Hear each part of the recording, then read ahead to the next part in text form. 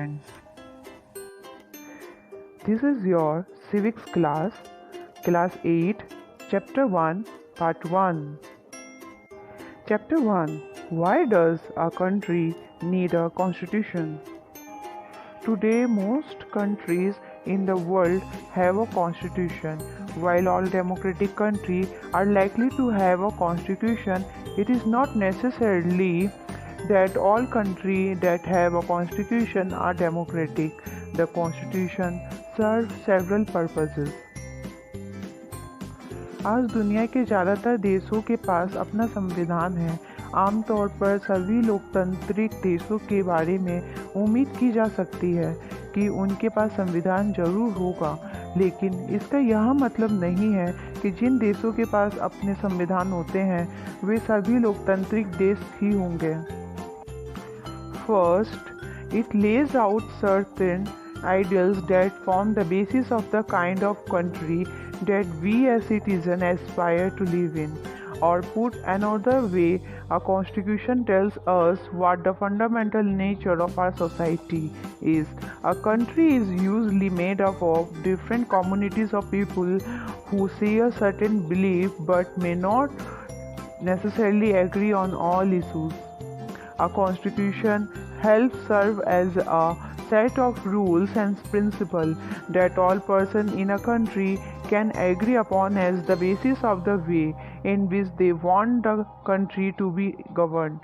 This includes not only the type of government but also an agreement on certain ideals that they all believe the country should uphold. संविधान कई उद्देश्यों की पूर्ति करता है। पहला, यह दस्तावेज उन आदर्शों को सूत्रबद्ध करता है जिनके आधार पर नागरिक अपने देश को अपनी इच्छा और सपनों के अनुसार रच सकते हैं।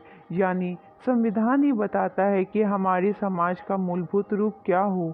देश के भीतर आमतौर पर कई समुदाय रहते हैं, उनके बीच कई बातें समान होती हैं, लेकिन जरूरी नहीं कि वे सारे मुद्दे पर एक दूसरे से सहमत हो। संविधान नियमों का एक ऐसा समूह होता है जिसको एक देश के सभी लोग अपने देश को चलाने की पद्धति के रूप में अपना सकते हैं। इसके जरिए वे न केवल यह तय करते हैं कि सरकार किस तरह की होगी, बल्कि उन आदर्शों पर भी एक साझी समझ विकसित करते हैं जिनकी हमेशा पूरे देश में रक्षा की जानी चाहिए। Let us try and understand what we mean by this through two contrasting situations in the recent history of Nepal, a country that borders India on the north until quite recently. Nepal was a monarchy. The previous constitution of Nepal, which had been adopted in 1990, reflected the fact that the final authority rested with the king. A people's movement in Nepal fought for several decades to establish democracy, and in 2006 they finally succeed in putting an end to the power of the king. Now the people have to write a new constitution to establish Nepal as a democracy.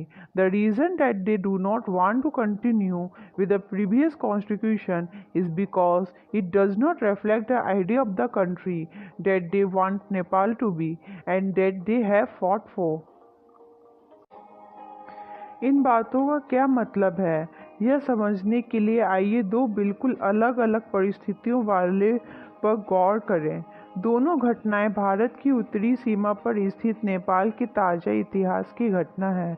समाचार पत्रों के माध्यम से ऊपर दी गई खबर में बताया गया है कि नेपाल के लोगों ने हाल ही में एक अंतरिम संविधान को मंजूरी दी है।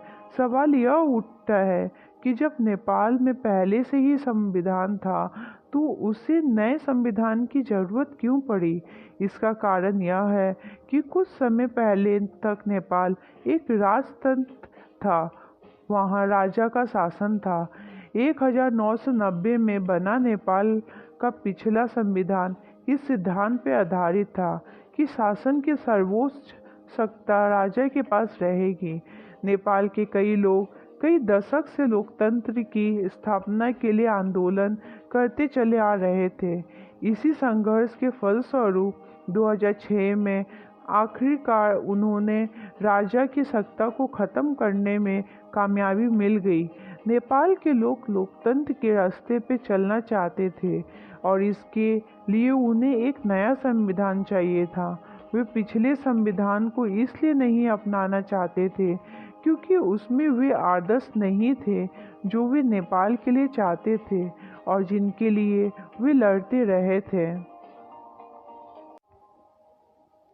As in a game of football in which a change in the constitutive rules will change the game altogether, Nepal, by moving from a monarchy to a democratic government, needs to change all its constitutive rules in order to use in a new society. This is why the people of Nepal are in a process of writing a new constitution for the country. The caption alongside elaborates Nepal's struggle for democracy. जिस तरह football के खेल में नियम बदलते ही खेल बदल जाता है, उसी तरह नेपाल को भी एक राजतंत्र की जगह लोकतांत्रिक शासन व्यवस्था पर चलने के कारण अपने सारे नियम बदलने होंगे ताकि एक नए समाज की रचना की जा सके। यही कारण है कि नेपाल के लोगों ने 2015 में अपने देश के लिए एक नया संविधान अपनाया। ऊपर के चित्र के साथ दिए गए अंश में लोकतंत्र के लिए नेपाल के संघर्ष के बारे में बताया गया है। The second important purpose of our constitution is to define the nature of a country's political system. For example, Nepal's earlier constitution stated that the country was to be ruled by the king and his council of ministers. In countries that have adopted a democratic form of government or polity, the constitution play a crucial role in laying out certain important guidelines that govern decision making within these societies. संविधान का दूसरा मुख्य उद्देश्य होता है देश की राजनीति व्यवस्था को तय करना। नेपाल के पुराने संविधान में कहा गया था कि देश के शासन की बागडोर राजा और मंत्री परिषद के हाथ में रहेगी। जिन देशों ने लोकतांत्रिक शासन पद्धति या राज व्यवस्था चुनी है, वहाँ निर्णय प्रक्रिया के नियम तय करने में संविधान बहुत अहम भूमिका अदा करता है। This is the end of our class. In next video, we will continue this chapter. If you have any doubts, please let us know. We will try to clear your doubts in another video.